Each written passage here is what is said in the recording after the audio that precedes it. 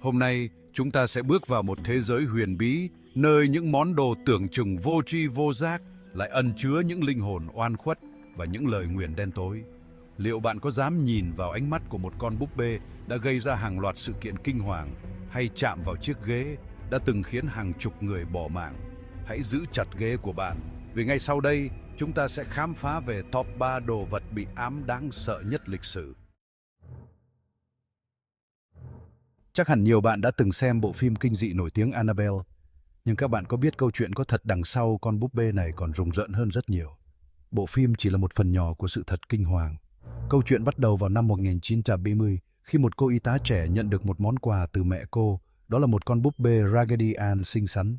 Món quà này ban đầu mang lại niềm vui và sự ấm áp cho cô gái trẻ. Nhìn thoáng qua, nó có vẻ vô hại, phải không nào? Một con búp bê với nụ cười ngây thơ và đôi mắt to tròn. Nhưng mà, mọi chuyện không đơn giản như vậy đâu. Những điều kỳ lạ bắt đầu xảy ra, khiến cô gái trẻ không thể ngờ tới. Chỉ sau vài ngày, mọi thứ trong căn hộ của cô gái trẻ bắt đầu thay đổi. Những hiện tượng kỳ lạ và không thể giải thích được bắt đầu xuất hiện. Những dấu vết bí ẩn xuất hiện trên tường, đồ đạc từ di chuyển, cứ như có một thế lực vô hình nào đó đang trêu ghẹo cô vậy. Những dấu vết này không chỉ là những vết xước nhỏ, mà còn là những hình ảnh kỳ quái và đáng sợ. Và điều đáng sợ nhất là Annabelle, con búp bê, dường như có thể tự mình di chuyển khắp nơi trong căn hộ. Nó không chỉ di chuyển một cách ngẫu nhiên mà còn xuất hiện ở những nơi không ngờ tới. Thử tưởng tượng xem, bạn thức dậy vào ban đêm và thấy con búp bê ban để ở góc phòng, giờ lại ngồi chem che dưới chân giường. Bạn có sợ hãi không? Cảm giác đó thật sự kinh hoàng, như thể có ai đó đang theo dõi bạn. Người bạn cùng phòng của cô gái còn bị ám ảnh bởi hình ảnh Annabelle xuất hiện bên giường khi cô đang ngủ.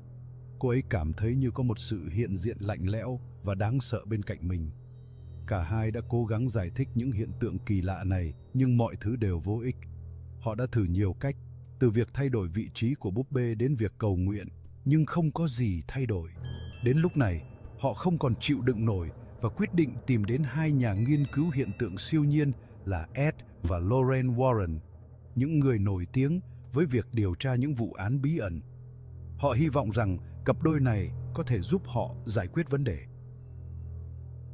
Qua các nghi lễ trừ tà, Ed và Lorraine phát hiện rằng con búp bê Annabelle không chỉ là một món đồ chơi mà đã trở thành vật chứa của một linh hồn quỷ dụ với mục đích là chiếm đoạt linh hồn của những người sở hữu nó. Linh hồn này không chỉ muốn gây rối mà còn muốn hủy hoại cuộc sống của những người xung quanh. Ed và Lorraine đã cố gắng phong ấn thực thể bên trong Annabelle, nhưng nó vẫn toát ra một luồng khí lạnh lẽo, đáng sợ. Họ đã sử dụng nhiều biện pháp bảo vệ, nhưng vẫn cảm thấy sự hiện diện của linh hồn quỷ dữ. Đến nay, Annabelle vẫn đang được cất giữ tại bảo tàng Occult của nhà Warren trong một chiếc hộp đặc biệt với lời cảnh báo, không được mở. Chiếc hộp này được thiết kế đặc biệt để ngăn chặn linh hồn quỷ dữ thoát ra ngoài. Điều gì đã biến một con búp bê vô tri trở thành hiện thân của sự kinh hoàng như vậy? Câu hỏi này vẫn còn là một bí ẩn lớn đối với nhiều người. Người ta tin rằng chính sự oán hận của linh hồn đen tối cộng với những năng lượng tiêu cực từ chính chủ nhân của nó đã tạo nên một lời nguyền ám ảnh, biến Annabelle thành một thực thể đáng sợ, ám ảnh tâm trí con người. Những năng lượng tiêu cực này không chỉ ảnh hưởng đến chủ nhân của búp bê mà còn lan tỏa ra xung quanh, gây ra những hiện tượng kỳ lạ và đáng sợ. Từ một con búp bê, chúng ta chuyển sang một vật dụng tưởng chừng vô hại khác, một chiếc ghế. Nhưng không phải là một chiếc ghế bình thường, mà là một chiếc ghế mang theo một lời nguyện đáng sợ. Nhưng đừng vội lướt qua, bởi vì chiếc ghế tự thần của Thomas Busby không hề bình thường như bạn nghĩ đâu. Nó đã trở thành một biểu tượng của sự chết chóc và bí ẩn. Câu chuyện diễn ra vào thế kỷ 18 tại Yorkshire, Anh, khi Thomas Busby, một người đàn ông khét tiếng vì tội ác của mình, bị kết án tử hình vì giết cha vợ. Busby là một kẻ tàn bạo và không ai dám đối đầu với hắn. Ngay trước khi bị hành hình, Busby ngồi trên một chiếc ghế gỗ tại quán rượu yêu thích và nguyền rủa rằng bất cứ ai dám ngồi lên chiếc ghế này sẽ phải chịu chung số phận với hắn.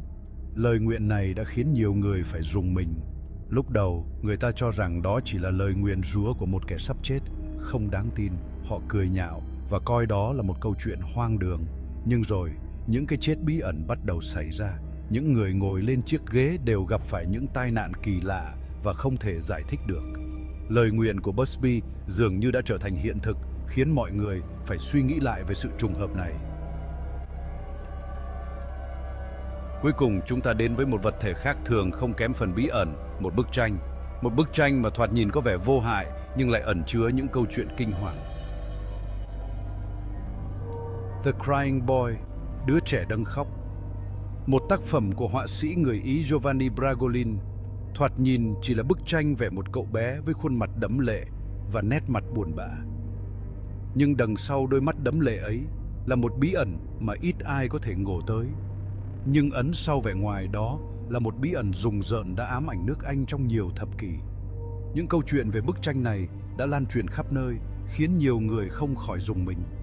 Vào những năm 1980, bức tranh The Crying Boy bỗng trở nên phổ biến trong các gia đình ở Anh. Nó được treo trong nhiều ngôi nhà, từ những căn hộ nhỏ bé đến những biệt thự sang trọng. Nhưng rồi, một loạt các vụ hỏa hoạn kỳ lạ đã xảy ra, thiêu rụi nhiều ngôi nhà, và điểm chung của chúng là gì? Những vụ cháy này không chỉ là những tai nạn ngẫu nhiên, mà dường như có một sự liên kết kỳ lạ với bức tranh. Tất cả đều có treo bức tranh The Crying Boy.